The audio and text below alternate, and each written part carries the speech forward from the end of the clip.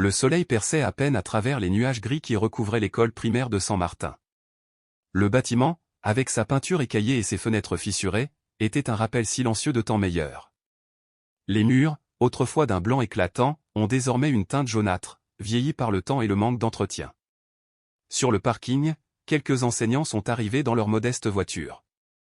Mademoiselle Garcia, la professeure de mathématiques, contournait prudemment les flaques d'eau formées par les fuites du toit tout en transportant une boîte de matériaux qu'elle avait achetée avec son propre argent.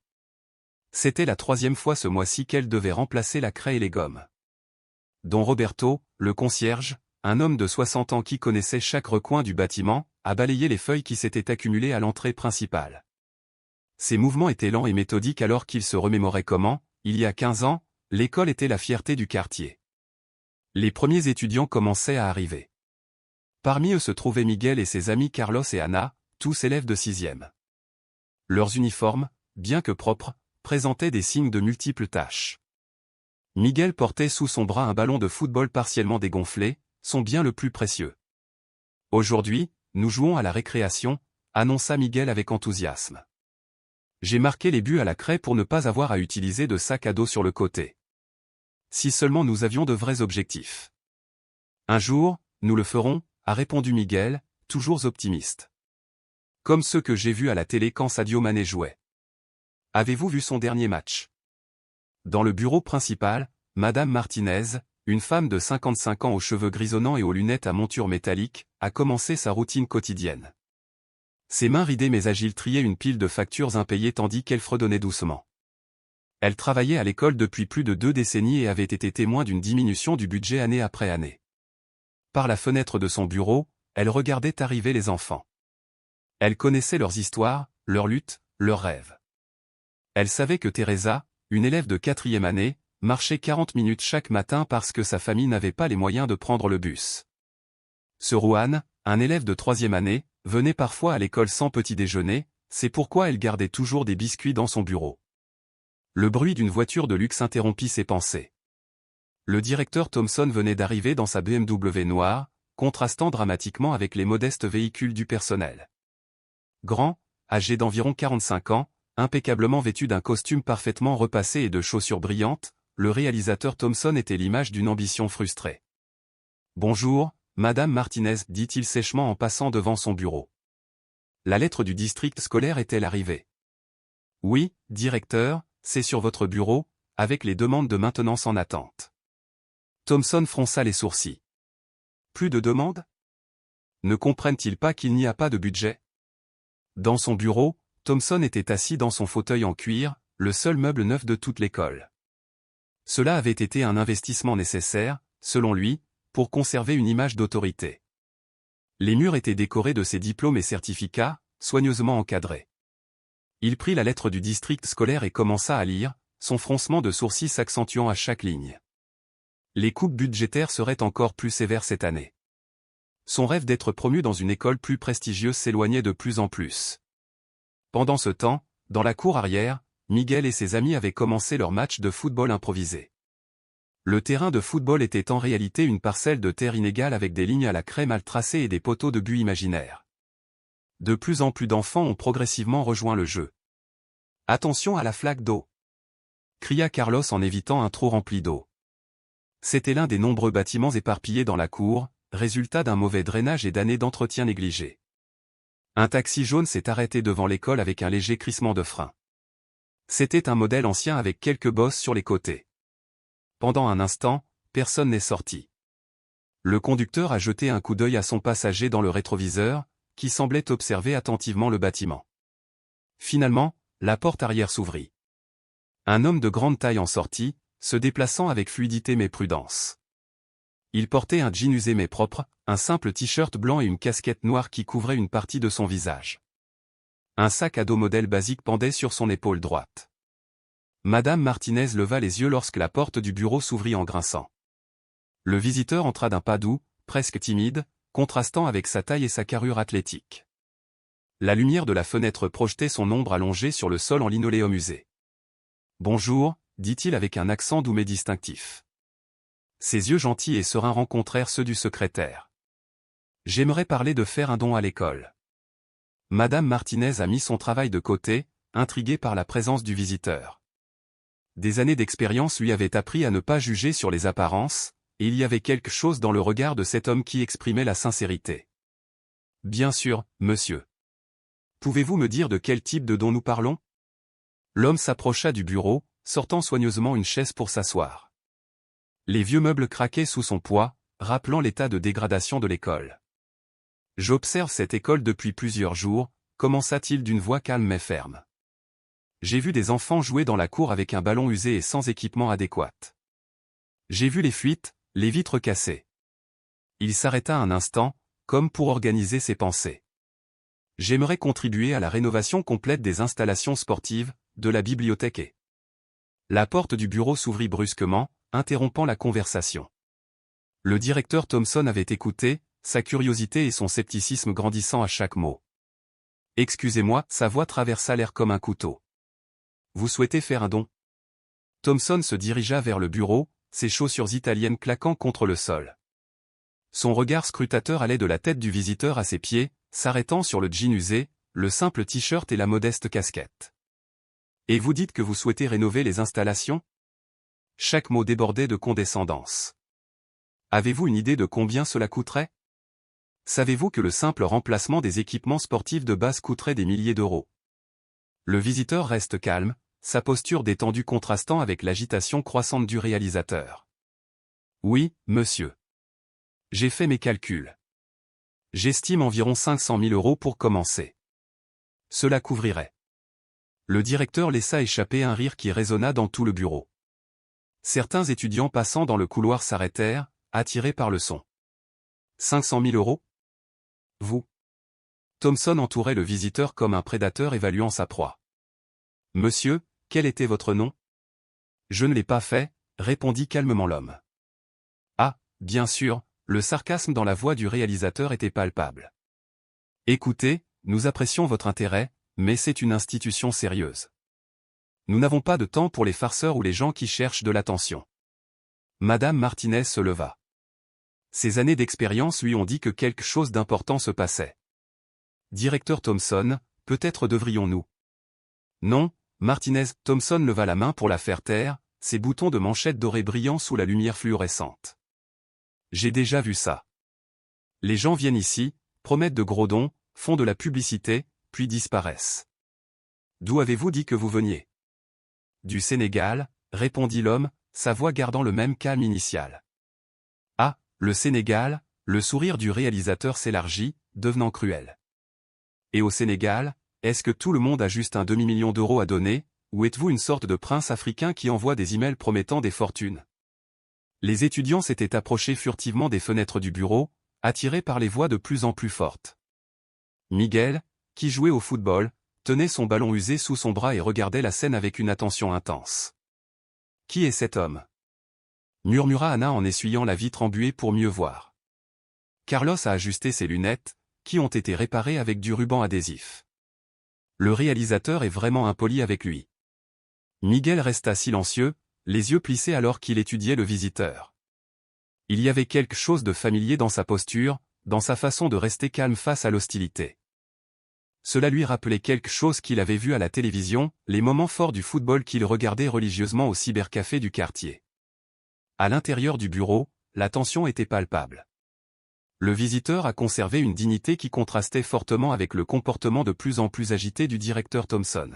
« Monsieur le directeur, » dit l'homme, sa voix portant le poids d'années d'expérience dans la gestion de situations difficiles, « l'argent n'est pas un problème si vous me permettez de vous l'expliquer. » Thompson s'approcha, envahissant l'espace personnel du visiteur. « Non, laisse-moi t'expliquer quelque chose. » Sa voix avait pris un ton dangereusement bas. Cette école a déjà assez de problèmes pour ne pas avoir à faire face à des gens qui nous font perdre notre temps. Si tu avais vraiment l'argent que tu réclames, tu ne serais pas habillé comme ça, tu ne penses pas?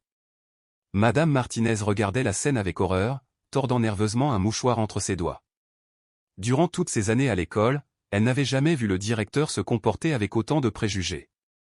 Miguel a continué à observer, son esprit s'emballant.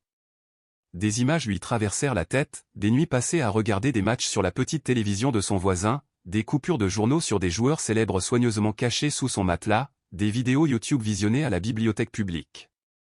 Soudain, ses yeux s'écarquillèrent.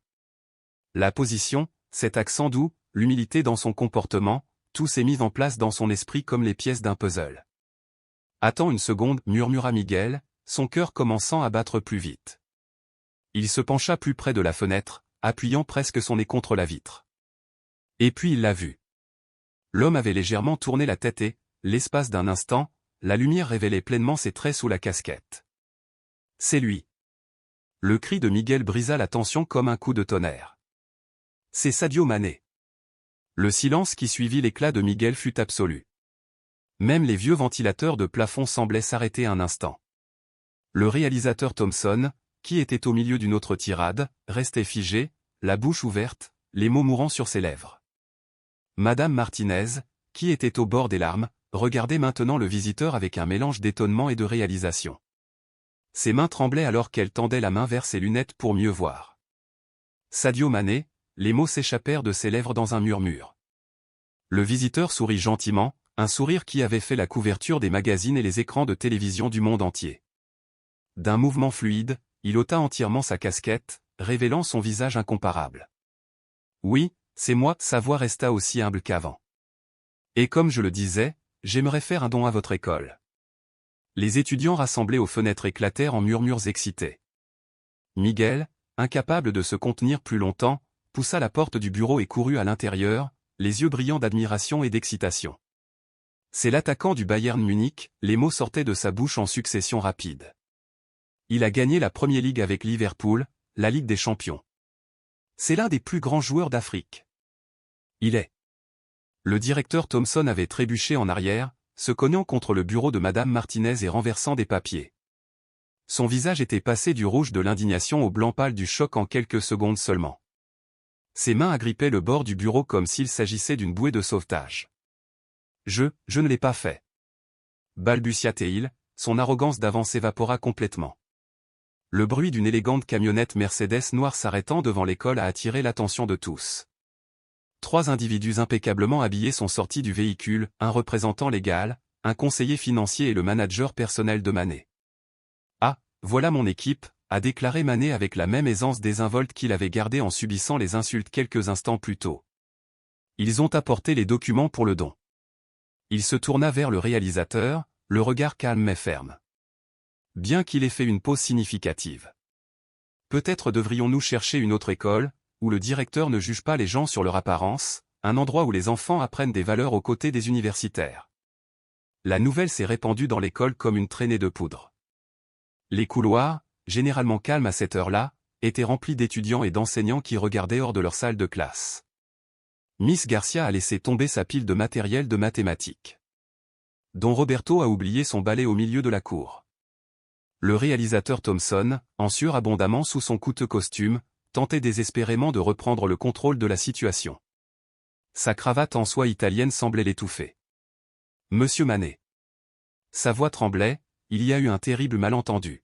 « Je ne voulais pas, je veux dire, nous. » Sadio leva la main, faisant doucement taire le réalisateur. Le geste, bien que gentil, portait l'autorité de quelqu'un habitué aux grands moments. « Il n'y a aucun malentendu, directeur Thompson », sa voix était claire, portant le poids de sa propre expérience. « Vous avez dit très clairement ce que vous pensez des gens comme moi, des gens qui viennent de là où je viens, des gens qui ne portent pas de costumes coûteux ou ne conduisent pas de voitures de luxe. » Il s'arrêta un instant, regardant les enfants rassemblés. Miguel se tenait devant, tenant toujours son ballon de football dégonflé, les yeux brillants d'excitation et d'espoir. « Mais tu sais quoi? Il ne s'agit pas de toi ou de moi. » Mané fit quelques pas vers les étudiants. « Il s'agit d'eux. De ces enfants qui jouent au football avec un ballon usé et rêvent de quelque chose de mieux. De ces enseignants qui achètent des fournitures avec leur propre argent parce qu'ils croient en l'avenir de leurs élèves. » Madame Martinez, qui avait retrouvé son calme, s'avança. Les larmes coulaient librement sur ses joues, mais sa voix était ferme. « Monsieur Mané, » a-t-elle dit, « ces enfants ont besoin de cette aide. J'ai vu leurs rêves, leur lutte, leur potentiel. S'il vous plaît, ne partez pas. » Rappelant tout son courage, Miguel a ajouté, « Oui, s'il vous plaît. J'ai entendu parler de vous à la bibliothèque publique. Vous étiez un enfant pauvre au Sénégal, mais vous n'avez jamais abandonné. Vous êtes comme nous. Plusieurs enseignants ont hoché la tête et certains élèves ont commencé à partager tranquillement leurs propres histoires. Mademoiselle Garcia a mentionné que certains étudiants ne pouvaient pas faire leurs devoirs parce qu'ils n'avaient pas d'électricité à la maison. Don Roberto a parlé des enfants qui arrivaient au juste pour avoir un endroit tranquille pour étudier. Sadio regarda les enfants, puis le réalisateur, qui semblait avoir vieilli d'une décennie en quelques minutes. Son expression s'adoucit lorsqu'il reconnut quelque chose dans les yeux de Thompson, une véritable honte. Miguel a raison. Je n'ai jamais abandonné. Un sourire chaleureux illumina son visage. Et je ne vous abandonnerai pas non plus. Parce que chacun d'entre vous mérite l'opportunité de poursuivre ses rêves, peu importe d'où il vient ou comment il s'habille. Le directeur Thompson, resté silencieux pendant plusieurs minutes, fit un pas en avant. Son attitude entière avait changé. L'arrogance avait disparu, remplacée par une véritable humilité. Monsieur Manet, commença-t-il, la voix légèrement brisée. Il fit une pause, retira les boutons de manchette en or dont il avait été si fier et les glissa dans sa poche. Je te dois plus que des excuses. Le bureau était complètement silencieux. Même les plus jeunes enfants semblaient comprendre la gravité du moment. Mon comportement était impardonnable, a poursuivi Thompson en regardant directement Manet dans les yeux. Je suis devenu exactement le genre de personne que j'avais juré de ne jamais devenir lorsque j'ai commencé ma carrière dans l'éducation. Thompson inspira profondément. Quand j'étais jeune, je venais aussi d'une famille modeste. Mon père était concierge d'école, comme Don Roberto. Je me suis promis que j'irais loin, que je deviendrais quelqu'un d'important. Il passa une main sur son visage, essuyant les larmes qui commençaient à se former. Mais en cours de route, j'ai perdu quelque chose d'essentiel. J'ai perdu la capacité de voir les gens tels qu'ils sont vraiment. Sadio Mané écoutait attentivement, l'air pensif. Vous savez, tout au long de ma vie, j'ai affronté de nombreuses personnes qui m'ont jugé avant même de me connaître à Liverpool, à Munich, même dans mon propre pays. J'aurais pu devenir amer. J'aurais pu devenir comme eux. Il s'est approché du groupe d'enfants en posant une main sur l'épaule de Miguel. Mais j'ai choisi d'être différent. J'ai choisi d'utiliser ce que j'ai pour aider les autres. Car au final, à quoi sert le succès si on ne peut pas le partager? Manet fit un geste vers son équipe, qui s'avança avec les documents. Nous procédons au don, mais à une condition. Le réalisateur hocha la tête avec impatience. Quoi qu'il en soit, monsieur Manet. Je veux que cette école devienne un modèle d'inclusion. Nous mettrons en place un programme de mentorat. Les élèves les plus âgés aideront les plus jeunes. Ceux qui ont plus de ressources aideront ceux qui en ont moins. Ses yeux balayèrent la pièce. Chaque enfant qui franchit cette porte devrait avoir le sentiment d'avoir sa place ici, quels que soient ses antécédents ou sa situation financière. La transformation de l'école primaire Saint-Martin n'a pas été seulement physique. Oui, les terrains de sport brillaient de nouveaux équipements. La bibliothèque était remplie de livres mis à jour et les salles de classe étaient équipées de technologies modernes. Mais le changement le plus profond concerne l'esprit de l'école. Dans la cour, où se trouvait autrefois de la terre et des flaques d'eau, se trouvait désormais un terrain de football professionnel avec du gazon artificiel. Miguel, aujourd'hui responsable du programme de mentorat de l'école, a enseigné aux plus jeunes les bases du jeu. La bibliothèque, autrefois presque vide, était désormais pleine d'activités. Anna avait organisé un club de lecture où les élèves de différentes classes partageaient des histoires et des rêves. Les murs, autrefois écaillés, étaient désormais recouverts de peintures murales peintes par les élèves eux-mêmes, représentant la diversité et l'unité de leur communauté scolaire. Le directeur Thompson avait changé autant que l'école elle-même. Il ne portait plus de costumes coûteux ni ne conduisait de voitures de luxe. Il s'habillait simplement et passait ses matinées à saluer personnellement les étudiants à l'entrée. Il avait transformé son ancien bureau en un espace communautaire où les étudiants pouvaient se réunir et étudier. Ses diplômes encadrés avaient été remplacés par des photographies des réalisations des étudiants. Le jour de l'inauguration des nouvelles installations, Sadio Mané est revenu, vêtu de la même tenue simple qu'au premier jour. La différence était que cette fois, personne ne jugeait son apparence. La cour était remplie d'élèves, de parents et d'enseignants. Don Roberto, avec un balai tout neuf mais le même sourire chaleureux, avait décoré l'entrée de fleurs. Madame Martinez, les larmes de joie aux yeux, organisait le programme de l'événement. Le réalisateur Thompson a pris le micro, la voix remplie d'une véritable émotion. Monsieur Manet, vous n'avez pas seulement rénové notre école, vous avez renouvelé nos cœurs. Vous nous avez appris que la vraie richesse ne réside pas dans les vêtements que nous portons ou dans l'argent que nous avons, mais dans notre capacité à voir au-delà des apparences et à aider les autres.